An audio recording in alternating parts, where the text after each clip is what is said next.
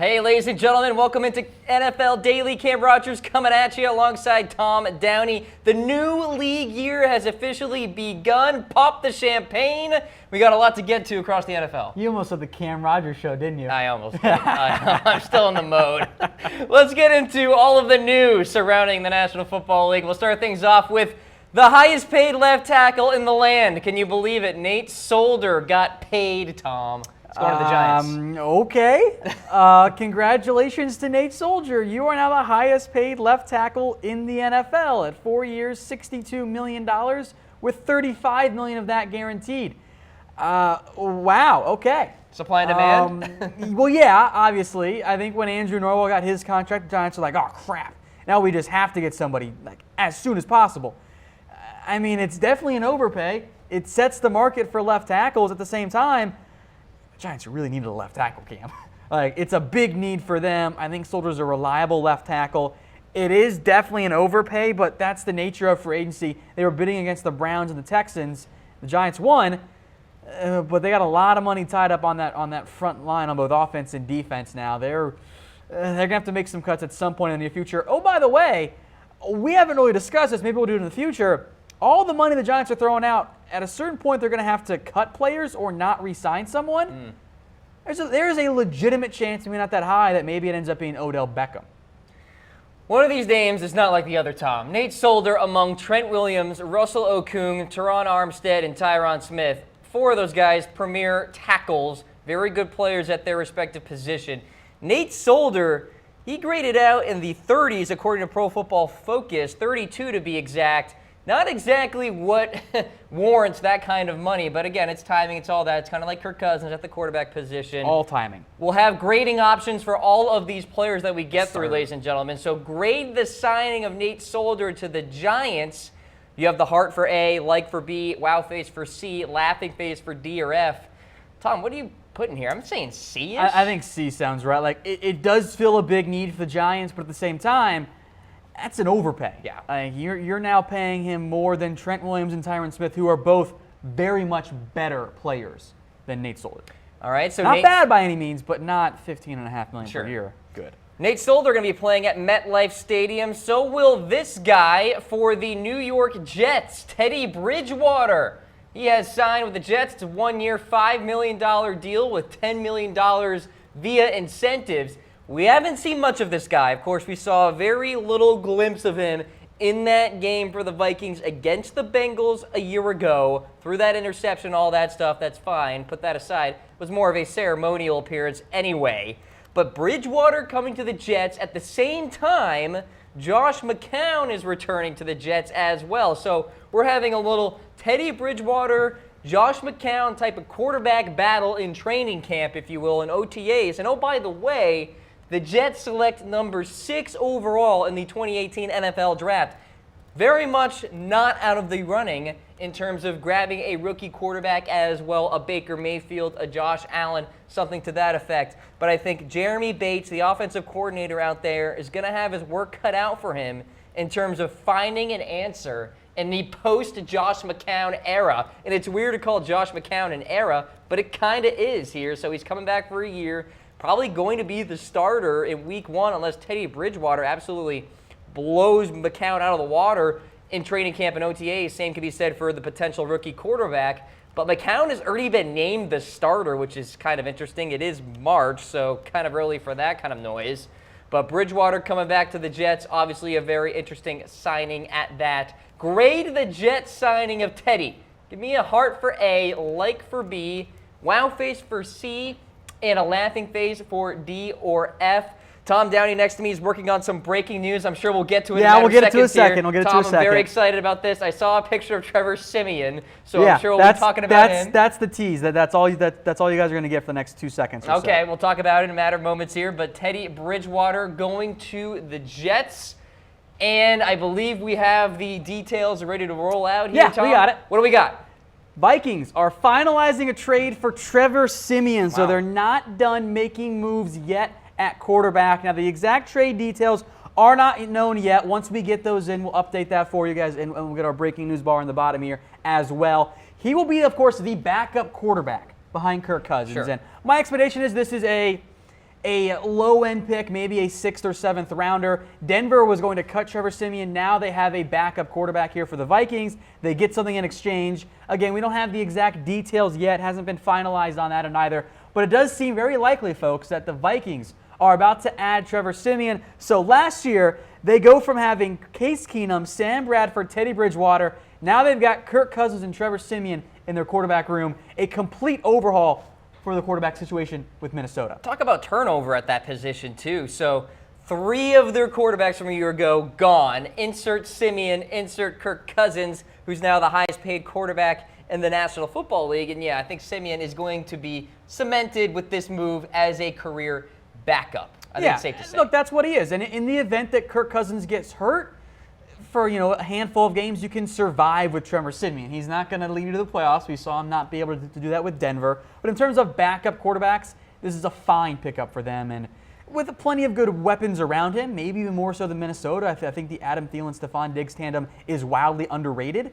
I think Minnesota's a good fit for Siemian as a backup quarterback. Again, this does not mean that the Vikings have fallen apart with Kirk Cousins. No, he's still going to come to Minnesota. But Siemian was the new backup quarterback for Minnesota once this deal goes through. So as the Vikings leadership prepare for their dinner, wining and dining tonight with Kirk Cousins, making a few moves here. One big one via the trade, grabbing Trevor Siemian, quarterback formerly of the Denver Broncos, who showed very poor play for Denver, fair to say, a year ago. Mediocre is the word I like to use for it. Kind of ushered in the opportunity for Brock Osweiler and Paxton Lynch and all of this. But and it also did not work out. Yeah, exactly. So Trevor Siemian heading to the Minnesota Vikings. Because we are in the new league year, Tom, it can become official yes, it whenever.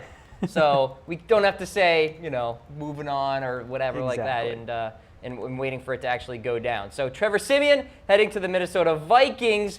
Jerick McKinnon, former Viking, now a San Francisco 49er. It's a 4-year, $30 million deal.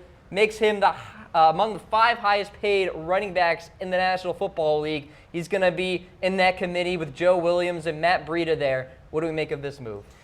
I think it's an overpay, Cam. And I don't really know why everyone is so in love with Jerick McKinnon. Why is he a top 5 halfback? He's not. I know he split time with Latavius Murray and he can be close to a 3-down back for you, but he's his best case is he becomes Tevin Coleman under Kyle Shanahan, which I think he actually does become. But 4 years, $30 million for the second best halfback on the Vikings roster. The best one is Dalvin Cook, by the way. I just, okay. You got Dion Lewis for less. Carlos Hyde took less. I would rather have those 2 guys than Jerick McKinnon. I know he's a great athlete and he's a spark freak, but okay, you're now making him the 4th highest paid running back in the NFL. Look at these names. Yeah. Why? He's making $500,000 less than LaShawn McCoy. I know there was a bidding war between the Bucs and the Jets and the Niners, but that's too much money. And I know the Niners have plenty of cap space to kill, but come on, right? That's not worth it. Well, his yards per carry average has actually been going south recently. He has really good pass catching ability, averaged over 8 yards per reception a year ago, which was, I believe, a career high for Jerick McKinnon. So provides some of that ability. But yeah, in terms of the money, we're seeing a lot of overpays, safe to say. And I know that that's the nature of NFL free agency, but $30 million for 4 years for McKinnon. Look, he's going to fit well in Kyle Shanahan's system, and I think he's not going to perform badly by any means, but that's not the right value for a guy like McKinnon, who I like. He's a nice halfback, but he is at best, I think, a low-end number 1. I think he's great in a committee like he was with Minnesota, and like how I think he'll be with the 49ers if they get somebody else or go with Joe Williams, Matt Breida, but that's too much money. Yeah. It's a C at most. It's too much money. Somewhat like drafting Jerick McKinnon in the 2nd round of your fantasy football league. A little bit overreach, all right? Which someone will do, by the way, in your league, I'm sure. McKinnon headed to the 49ers. Dion Lewis is headed to the Tennessee, can we call it Patriots, Tom? Well, maybe a little bit. We're getting there. 4-year deal, $20 million worth. That additional $3 million via incentives here. Great compliment to Derrick Henry, who seems to be ushered in as that lead back now with DeMarco Murray being cut. You got Mike Vrabel there, the Patriots connection, as the head coach. You have John Robinson, the GM, Patriots connection too. Oh yeah, Malcolm Butler's coming on over. You got Logan Ryan in that secondary too. I'm telling you, Tennessee Patriots, but let's talk about Dion in a vacuum here, Tom. Good move? I would rather have Dion Lewis at 4 years 20 than McKinnon at 4 years 30. Agreed. I can do a lot with that extra $10 million over 4 years. Maybe it's not a whole lot, but I can do something. I can get another player that helps me out. It's still maybe a little bit heavy for Dion Lewis, but I look, Cam, if you guys watched NFL Daily yesterday, what did I say I wanted to see happen with Dion Lewis? You weren't paying attention to Reading the word. comprehension. Yeah, Listening comprehension. This is I tough. wanted him to go to Tennessee because I thought he was a perfect fit for Derrick Henry. Here you go. Okay. And I think it's a dynamic 1-2 punch for Tennessee. I think he's a great fit next to Marcus Mariota. I think he's going to be perfect on third downs and some first and second downs as well. I love the fit. I think it is an ideal scenario for Dion Lewis. It's an ideal scenario for the Tennessee Titans. I give this maybe not a full-on A, but it's at least a B. It's better than the Jerick McKinnon signing. Nobody had more rushing yards in the second half of last season than Dion Lewis. The guy is riding some pretty darn good momentum. All right, so the 49ers got a new running back because this guy left. Carlos Hyde, he's headed to Cleveland, Tom. I actually like this move, and I think this does kind of nip it in the bud a little bit here when it comes to Saquon Barkley and the Cleveland Browns. But I think Hyde is a good fit for Cleveland. They've got Duke Johnson. He can still be your third down back.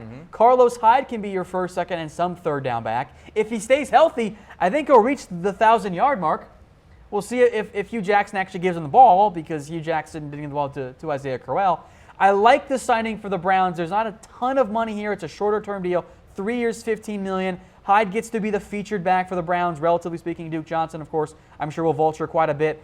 $6 million coming in year one for this deal. I don't know if it's a full-on A, but I do think it's a B. It's right on par with that Dion Lewis signing for me as well. I'm a big fan of this move. All right, so there's Carlos Hyde heading to the Cleveland Browns. You're watching NFL Daily, presented by The Guild, a new concept in hospitality in Austin, Texas. Taking a trip to Austin, ladies and gentlemen, you need to stay with The Guild. Luxury lodging at the best residential buildings in Austin. It's like a luxury Airbnb with a virtual concierge. Check them out, stayguild.com. Use promo code ChatSports for 15% off. Tom, you're a traveler. Yeah, Airbnb is not great because the beds are hit and miss, and I like to have a comfortable bed. With the Guild, I always get a comfortable bed, and that's what I like. I do love luxury. Many thanks Yes, to you do. Stay Guild sponsoring the show here today. Let's continue on with some of the latest signings across the NFL. TJ Carrie, cornerback, is headed to the Cleveland Browns. Was the Raiders' top corner last season? The Browns are making moves. Yeah. Man. The Browns are making all of the moves right now, and I absolutely love it. We'll detail them all here in a little bit later on once we get to some other ones. TJ Carrie was, I think in reality, the Browns' top cornerback, or the Raiders' top cornerback last year. 4 years, $31 million deal, $15.5 million guaranteed. Yeah, it's a little pricey, but Carrie becomes the number one corner for the Browns in terms of I think the way he can play. Upside-wise, maybe he hangs out more in the nickel. But Cleveland has really overhauled their entire team this year with offseason moves. I like TJ Carrie a lot. This isn't an overpay. I would rather, actually I think I would. I think I would rather pay TJ Carrie 4 years, $31 million than Tremaine Johnson, top 5 cornerback money. I think it's a good move. TJ Carrie coming on over could play opposite of Jason McCourty. You already have Bodie Calhoun at the slot corner who had a good year in 2017. Cleveland wasn't done. They signed Terrance Mitchell as well, a 3-year, $12 million deal. This guy kind of has a tendency to get burned, Tom, but could be a good depth option. Yeah, I don't love Terrance Mitchell. Like you see 18 pass breakups, 4 inches, you go, oh, he made some plays. I'm like, well, yeah, because he got picked on every game. Yeah. Because no one was going to throw at Marcus Peters. They threw at Terrance Mitchell, and he got burnt with some frequency. I guess he's a nice number 4, number 3 corner, but if you're the Browns, why are you paying that guy 3 years, $12 million? So adding both of them together, I am just a little bit confused by. I would have preferred just TJ Carrie and not Terrance Mitchell. I mean, I guess 4 years or $4 million isn't the worst thing for a backup cornerback, which is what Mitchell is. But in the end, I guess it's okay. I mean, I think I'm going to give it a C. I'm not a huge Terrance Mitchell fan, but the Browns did need secondary help, and they got that. With Demarius Randall going to be at free safety, the secondary is all of a sudden looking really strong and young as well. A lot of secondaries out there in the NFL are getting very much better. Saints, Rams, could talk about it, many teams, the Jets as well. Another signing for the Browns, because why not? Darren Fells, tight end, 3-year, $12 million deal, 17 receptions, 177 yards, 3 touchdowns in 2017. That screams blocking tight end. And that's what Darren Fells is. That's the role he'll play for the Cleveland Browns. Again, $4 million, maybe a little pricey for a blocking tight end, but you've seen guys get $3 million, so I guess it's not too much of a but he does bring a little bit in terms of the red zone stuff. David Njoku is still the Browns' long-term option at tight end. Fells can be that number 2, number 3 guy and can help block, especially when you've got a guy in Njoku who, well, he's just not a very good blocker right now, Cam. Plain and simple. So, all right, let's take a look at the Cleveland Browns additions. You got Carlos Hyde, Terrance Mitchell, TJ Carrie, Darren Fells, and Chris Smith, defensive end, as well as Chris Hubbard at tackle. Now I know why they got this guy with Joe Thomas retiring. I still think he's going to play right tackle. I don't think the Browns are done trying to find a new left tackle. Okay. I don't know if it comes in the draft because it's not really all that great of a class, but Donald Stevenson is a backup swing tackle. I don't think Sean Coleman is really in their long-term plans here, but it is an interesting move there for Cleveland to get Hubbard, a guy that Todd Haley knows well and that fared pretty well once he got some starting playing time. Tyrod Taylor, of course, the headliner name on this list. You see Demarius Randall, and then I guess you could say Jarvis Landry is more of a headliner, depending on your opinion.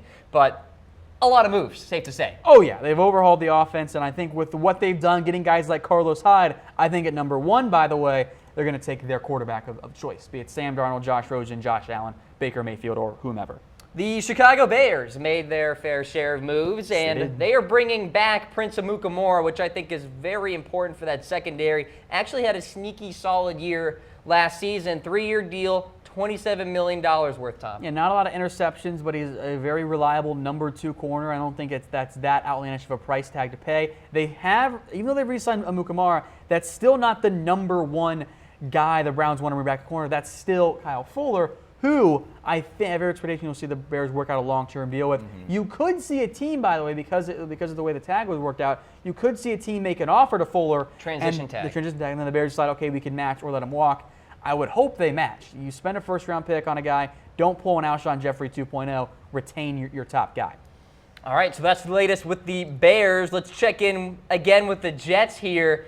They are bringing in Avery Williamson, inside linebacker, formerly of the Tennessee Titans, had a fantastic campaign in 2017, thought he'd be a great fit for New England. He does go to the AFC East, just not the Patriots. 3-year deal, $22.5 million with $16 million guaranteed. This guy got paid, and deservingly so. That also means Demario Davis. See you later.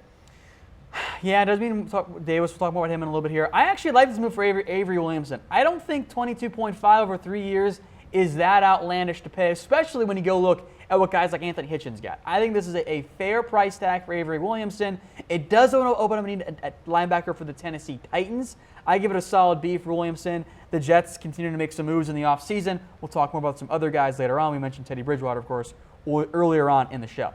Avery Williamson, now a member of the Jets. We'll stick with the linebacker theme here. Nigel Bradham is remaining with the Philadelphia Eagles, and that front 7 continues to get more solidified. Obviously, a very important re-signing. Had a really solid year in 2017, 88 tackles, a sack, 6 tackles for loss, 8 pass breakups. Really athletic linebacker. I don't know how the Eagles are affording all of these players. I don't either. 5 years, $40 million, I think, is about the right price tag for Bradham. This means that they're going to either trade or cut Michael Kendricks, which they tried to do last year, ended up not happening, and they kept him. Now they can try and move him or just cut him outright again. They're going to cut Vinny Curry or trade him at some point as well. So the Eagles are pretty much set. They don't have a ton of needs, and they found a way to keep their top free agent linebacker. You can pretty much cross off linebacker as a need for Philadelphia as well. They're done. They have done an incredible job this offseason. What Howie Roseman and the front office has done is truly spectacular. They've gone out, they've made trades, they've stayed aggressive as well. This is very impressive to me. No complacency from the Eagles after winning Super Bowl 52. There's no doubt about it. However, it's unfortunate news for Philadelphia that they have lost Patrick Robinson to the New Orleans Saints. Robinson had a fantastic season at the slot corner position, highly graded according to Pro Football Focus. He joins that secondary with Marshawn Lattimore. You got P.J. Williams, Marcus Williams as well. So the Saints had a really good season with Lattimore and Ken Crawley at corner. Insert Robinson at slot. Look out. Well, Robinson goes back to New Orleans. Earlier, before free agency had really opened, there was the buzz about the Eagles getting close to re-signing Patrick Robinson. If that was the case, they were probably going to trade somebody away. They couldn't get a deal done. He hit the open market, and the Saints swoop in. With the addition of Patrick Robinson, he is now their nickel corner. That means, if it wasn't already clear, Kenny Vaccaro will not be back in New Orleans. He is going to leave. Guys like Eric Reed have not yet signed. The safety market is still very much open. I've seen multiple comments about the Cowboys trying to sign somebody and waiting for them to do that. I think someone like Kenny Vaccaro makes sense for Dallas.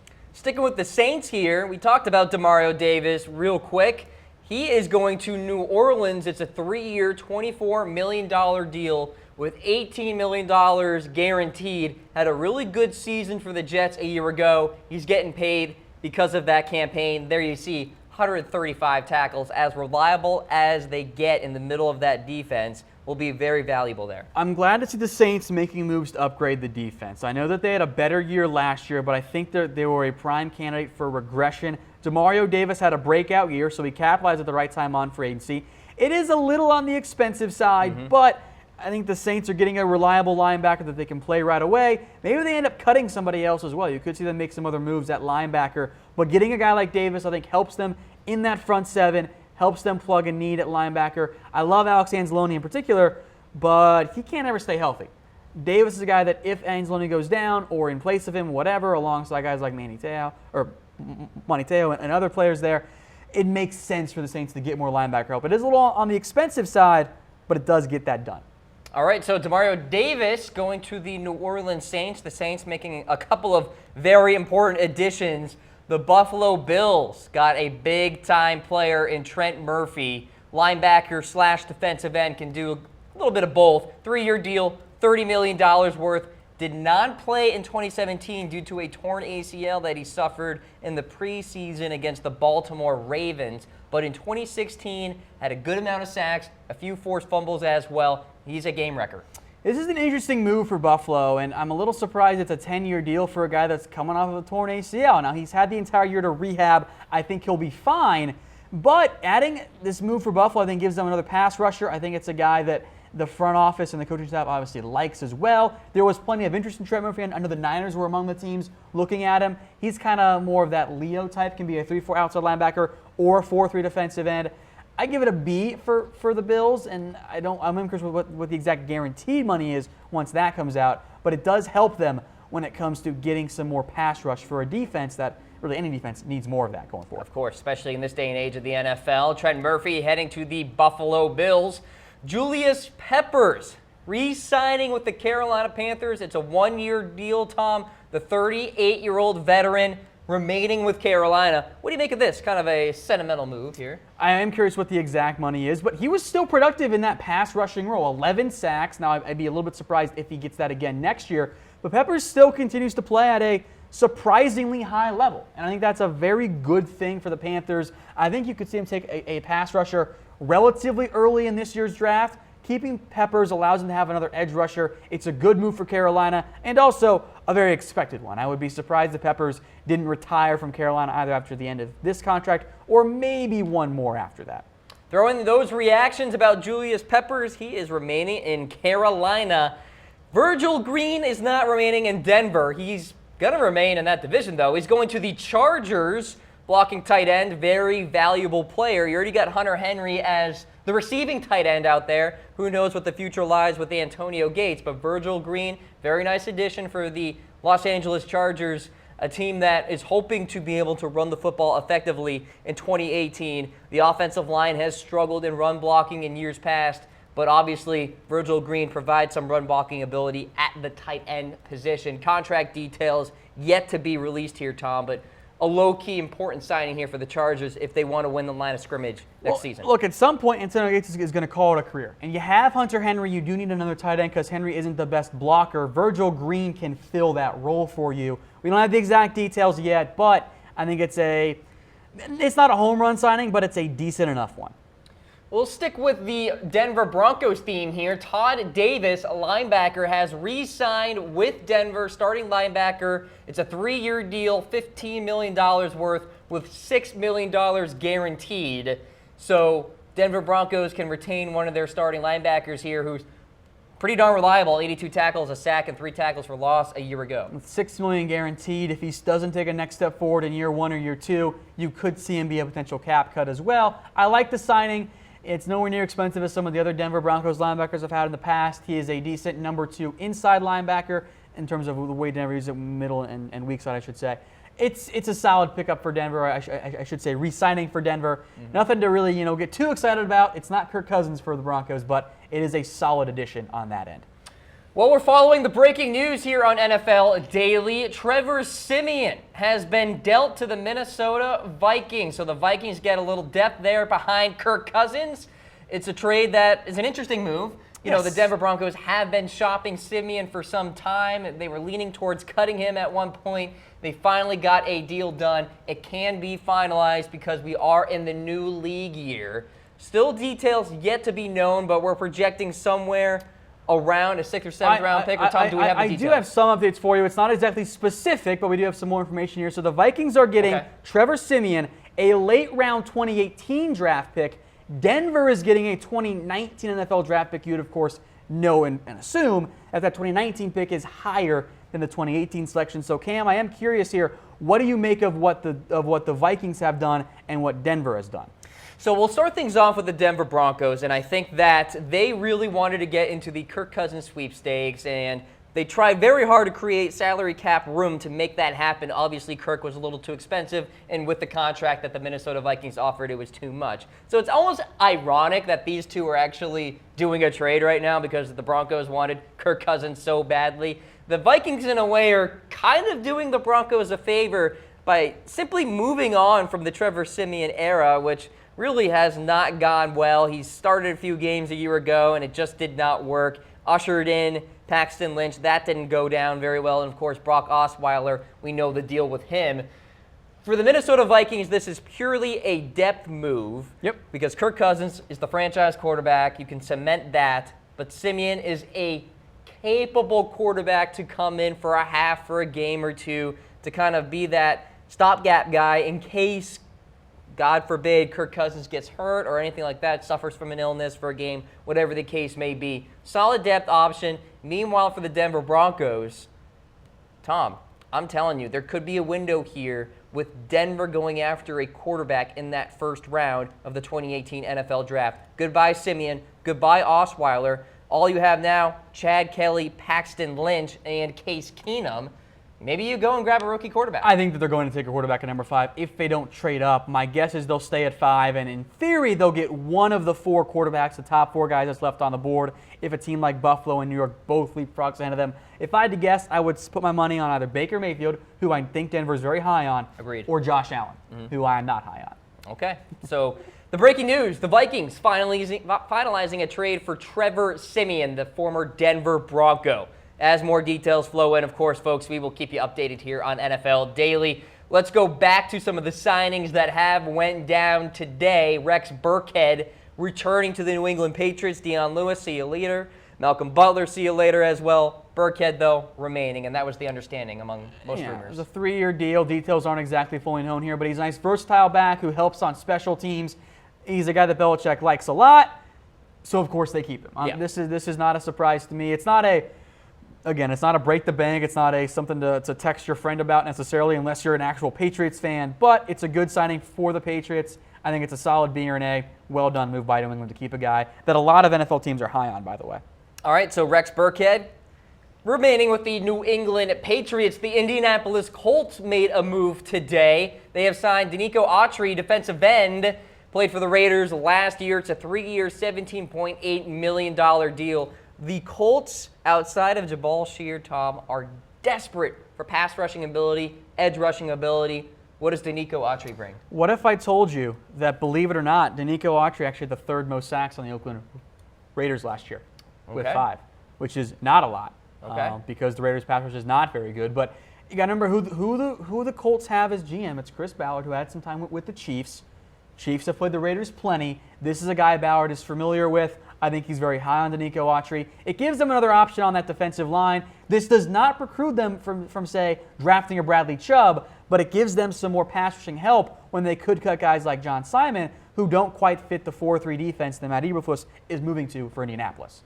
All right, so Autry heading to the Indianapolis Colts. Let's check in back with the quarterback position. Chase Daniel heading to the Chicago Bears. Nice depth option there behind Mitchell Trubisky. It's a 2-year deal, $10 million worth, $7 million of that guaranteed. You've seen him start a couple of games before, has actually looked like a competent quarterback when he has started, but been a backup for the most part. He's a backup quarterback and a pretty solid one as well. There was the point where, maybe he was going to go get the chance to be the Eagles quarterback, and then they got Sam Bradford, and then they got Carson Wentz, and it was like, oh, well, there goes my chance. And I think the ship has sailed on Chase Daniel being a starting NFL quarterback. But in terms of backups, he's a reliable one. I think he'll be, most importantly, a good mentor to Mitchell Trubisky in Chicago. And I think that's what the Bears are trying to do here. 2 years, $10 million, that's about the right price for a backup quarterback these days. And the Bears, of course, made a move to grab Allen Robinson. Ravens fans out there prayed that Allen Robinson would come to Baltimore. Well, how about Ryan Grant instead? Coming off a solid NFL campaign, 45 receptions, 473 yards, 4 touchdowns. Really not all that bad considering the chemistry issues for the Redskins a year ago. But look at the money. 4 years, $29 million deal with a good amount of guaranteed money as well. And if you're a Ravens fan, you're almost throwing up in your mouth because you're saying to yourself, what are you doing, Ozzie Newsome? Why? What say you, Tom? Well, first off, you're speaking from your own experience right there, Cam. It's weird. Look, Ryan Grant is a nice slot receiver. He's not Jarvis Landry. He's a solid player.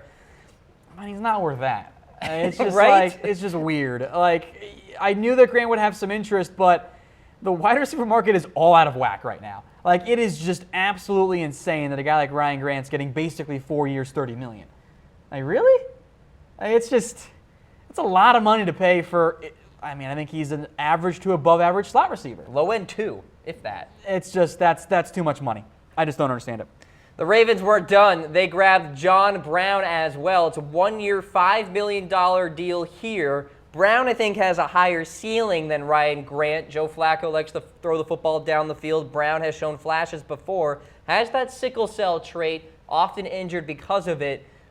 But for the Ravens, what do you make of this? I actually like this a lot more than I like the Ryan Ryan Grant signing. It's cheaper. It's kind of a prove-it deal. But when healthy, John Brown has shown really good ability. The issue is he's often hurt.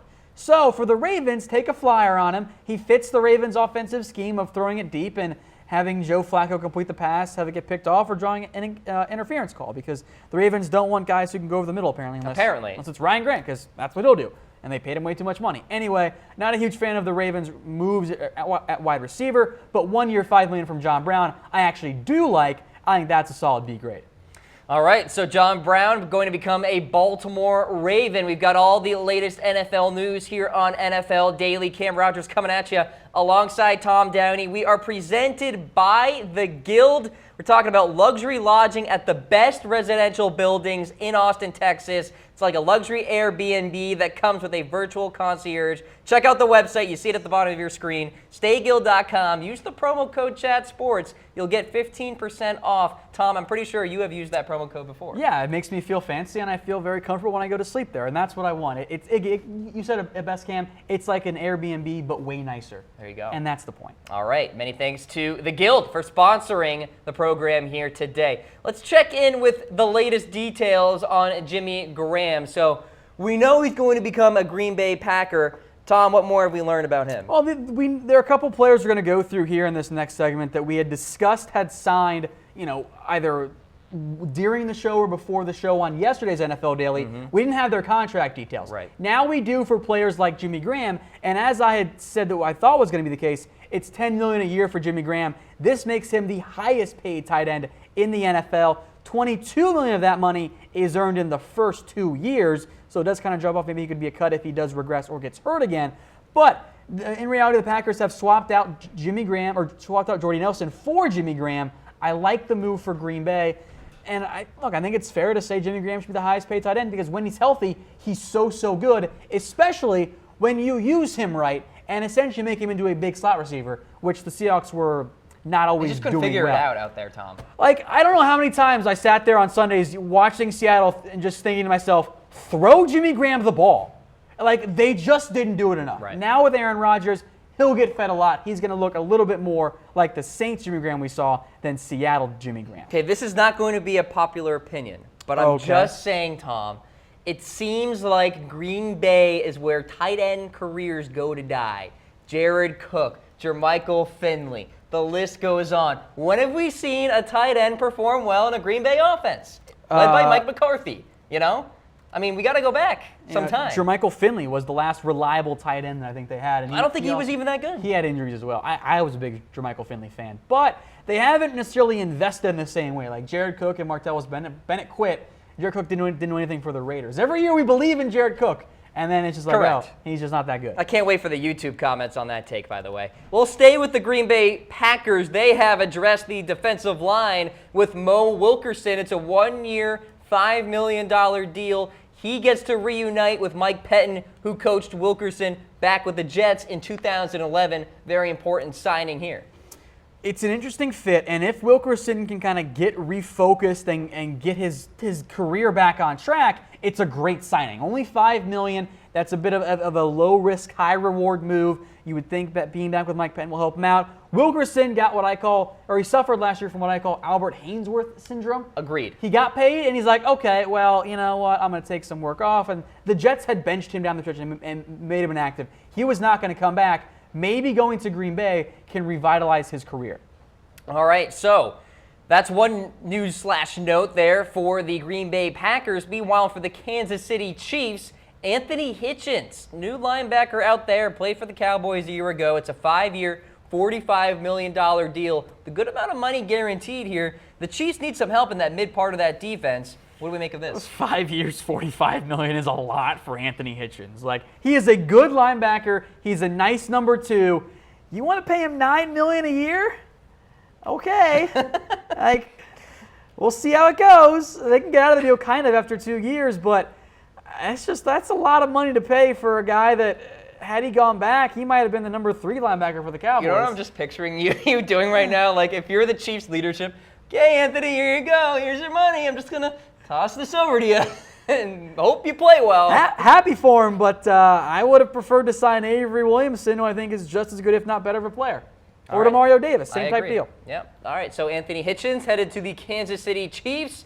The Giants have addressed the running back position. Jonathan Stewart, 2-year deal, $6.9 million, was cut by the Panthers earlier this offseason. Kind of slowed down a year ago. You saw Christian McCaffrey have a bigger role for the Panthers.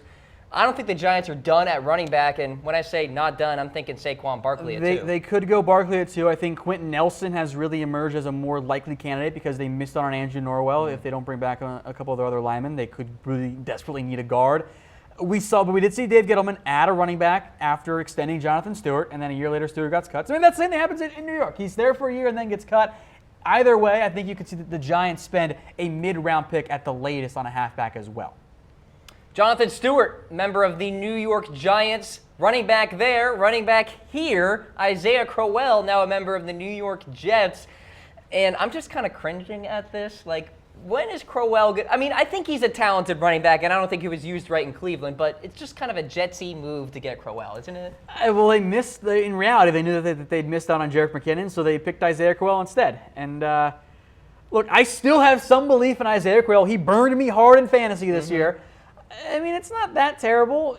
You get another faster back in the draft. I think it could be a nice little 1-2 punch, kind of like the Browns had with Crowell and Duke if they actually use Crowell properly. But we'll see how it goes. He gets you about 4 yards a carry. He's like maybe a lesser version of Latavius Murray, somewhere in that range. Like, he's not great, but every now and then he busts a big run and then gets 2 yards, 2 yards, 2 yards. So we'll see. Yeah, stay tuned on that one. You got Bilal Powell on the roster as well. Jeremy Langford. They actually have a lot of running backs at this juncture. But Isaiah Crowell going to the Jets. The Houston Texans desperately had to address their secondary. Aaron Colvin, former Jacksonville Jaguar, has agreed to a 4-year, $34 million deal. He's not A.J. Boye. He's not Jalen Ramsey. But he was a key part of that defense. He's a good nickel corner, 4 years, $34 million. A little on the pricey side, but the Texans did need help there. They were not the same secondary without A.J. Boye. Aaron Colvin comes in. He solidifies that nickel corner spot. And Houston, by the way, had plenty of money to play with. Deshaun Watson still on his rookie deal. They're going to be able to invest in other positions and take advantage of that freed up cap space because they're not paying much at quarterback. All right, throw in your respective reactions there about Aaron Colvin. Going to the Houston Texans. Meanwhile, another move in the AFC South. Dante Moncrief is now a member of the Jacksonville Jaguars. 1 year, $7 million deal. And with Allen Robinson going bye-bye, you had to think the Jags had to do something, right? I don't know if Moncrief fills that void. I will mention my very quick rant that I mentioned yesterday. We all keep trying to make Dante Moncrief happen. It didn't happen in Indianapolis. The dude's got 1 year with over 450 yards. He is, I have my comp, Cam. He's a rich man's Bryce Butler. That's who he is. All right. Everyone, all the Cowboys fans from the Cowboys Report trying to make Bryce Butler happen. Everyone's trying to make Dante Moncrief happen. He's better than Bryce Butler. He's a lot better. He can be a number 2 wide receiver for you. But I don't know if he's ever going to take that step forward into, he's the number 1 wide receiver for our team. With that said, I hope he does. I would like to be wrong on that one. All right, there you go. Dante Moncrief to the Jags. Sticking with the wide receiver theme here, Taylor Gabriel is now a member of the Chicago Bears. We have more details on that. 4 years, $26 million deal with 14 of that guaranteed. It's a good amount of guaranteed money. He is their slot receiver now, and I think he's going to be a reliable option for Trubisky. I think Trubisky's going to like him a lot. You can get creative with him as well in terms of jet sweeps and reverses and all that. I like the signing for the Bears. They've made a lot of additions. They got Allen Robinson. They got Trey Burton. The offense is heading in the right direction. Now it's up to Trubisky to keep taking steps forward in his development as a prospect and as a quarterback. I like the way the Bears are trending. Somebody in the comments section saying Bears Super Bowl bound. We'll see about that. Maybe not yet. But they're making the right moves. They're heading the right way. No doubt. Taylor Gabriel to the Chicago Bears. We'll flow through some more names here, a little in quicker fashion. Josh Klein re-signing with the Titans, important for that offensive line and chemistry's sake. Yeah, and I think that he has emerged as a good starter for the Titans. 4 years, $26 million, only 12 of that guaranteed, can make up to $27 million. The Titans did not want to lose Josh Klein. They kept him, and at a cheaper price than some of the other guards we've seen get big-time contracts out there. Actually plays better than what you would expect. Not the biggest guy out there, but does do a good job there in the interior. Zach Fulton headed to the Houston Texans, started 12 games for the Chiefs in 2017. A little versatility as well, plays center and guard. I think he'll play guard for Houston. I thought I saw a report that said he was going to be a center, but I think that's still going to be Martin, Nick Martin, the kid they drafted from Notre Dame a few years ago. Mm-hmm. But the Texans needed more guard help. Among them, Xavier Su'a-Filo did not play well. I think his time is over in Houston. Was not good. Fulton can step in with Zach Allen and Martin. I think that's the makings of a promising offensive line. They still, though, need some more offensive tackle help as far as I'm concerned. Spencer Long has signed with the Jets, former starting center for the Washington Redskins. Contract details not quite known, but there you go. I mean, look, he's not great, but he's better than what the Jets had this year after Nick Mangold left. So it's not a home run hire, but it does help out the Jets on that end. Maybe it's a C or a B hire, depending on what the money actually is. So the Jags lost Aaron Colvin. Insert DJ Hayden coming on over from the Lions. DJ Hayden just keeps getting paid. Yeah. A couple million each year for a guy that maybe is still kind of resting on being a former first-round pick. He is an average at best nickel corner. I actually think he might be more of a below-average nickel corner. Didn't last that long with the Raiders. Went to the Lions. Didn't have a ton of success either. I mean, he'll look better because the Jags have two of the best corners in the NFL, in Boye and Ramsey. But I actually want to prefer maybe drafting a cornerback instead and going with someone younger and cheaper as well. DJ Hayden headed to the Jags. Tremaine Brock headed to the Denver Broncos on a 1 year, $4 million deal. This is interesting. And Bradley Roby's there, Chris Harris is there, and now Tremaine Brock, I think, can compete for being that third corner. Maybe he's not the nickel guy, maybe that's still Roby, but or Harris, of course, also plays a nickel role. But I like the move for Denver. I can still see them drafting someone and maybe in the mid to late rounds, but Brock did not play a lot for Minnesota, but he was a key player for the 49ers in the past. I think in terms of a number 3 corner, you can do a lot worse. And $4 million sounds about right for him. Bo Allen, defensive tackle, signing with the Tampa Bay Buccaneers, a team that needs a lot of help on that front seven. He'll be their nose guard next to Gerald McCoy. This does not preclude them, of course, from getting more defensive line help. I know the Bucs liked Vita Vea. I know that they would love to get Bradley Chubb. Sure. Bo Allen gets paid. He is he's a one technique in a 4-3 scheme. He's not Haloti Ngata. He's not that type of player. At least not prime Haloti Ngata. But he's an average starter in the NFL. So it's not a terrible deal for the Bucs, who had to sign somebody at some point, right? That wasn't one of their own guys. They're actually pretty quiet. You're right about that. Bo Allen headed to the Bucs. Cardinals, meanwhile, they had a lot of injuries on the offensive line in 2017. They're bringing in Andre Smith, tackle/guard from the Bengals. You know this guy. Remember when they showed off at the combine? Big mistake, Andre. Look, he is not the same player he was in his prime. He is a backup offensive lineman. I think that's what $4 million says. Maybe he's a swing lineman in general. He can play guard and tackle a little bit more for the guard for the Bengals last year. I mean, I guess it's a fine signing. It's Andre Smith, nothing to get too excited about. He's no longer the first-round pick, Andre Smith, that the Bengals had in his prime. All right, let's check in with the Atlanta Falcons. They made a move today. Brandon Fusco, former 49ers guard, heading to Atlanta. He's a solid player, Tom. Was very reliable for the 49ers a year ago. And look at this. The Falcons don't have many needs. One of them probably was guard, and they've already filled it. I think that Fusco will start at right guard for the Falcons, or at least compete with that role with Wes Schweitzer, if I got his name pronounced correctly there. He's fine. It's not an overpay by any means. It gives them maybe a low-end starter, and frankly, for the Falcons, with the way your offensive line is set up, that's kind of all you needed. So it's a fine move for Atlanta. All right, and then finally, Tom Savage heading to the New Orleans Saints. We'll get that graphic there fixed for you folks. Tom Savage, though, a little depth ability for the New Orleans Saints here. He's Tom Savage. He's the future. No, he's not. I'm just kidding. He's Okay. Contract details not yet known. If Drew Brees goes down, wrap it up. Saints season is over. Can't believe this guy is Maybe employed. the Saints draft somebody and Savage becomes the number 3, which is, in reality, what he should be in the NFL. He's not good. Remember when Texans fans tried to convince us that Tom Savage was going to happen? Stop trying to make Tom Savage and when Tom Savage was going to be a first-round pick? Yeah. Big, tall, and white does not make you a good NFL quarterback, guys. Tom Savage, not very good a year ago, but apparently he's still employed. He's going to the New Orleans Saints. Those are the latest signings across the NFL.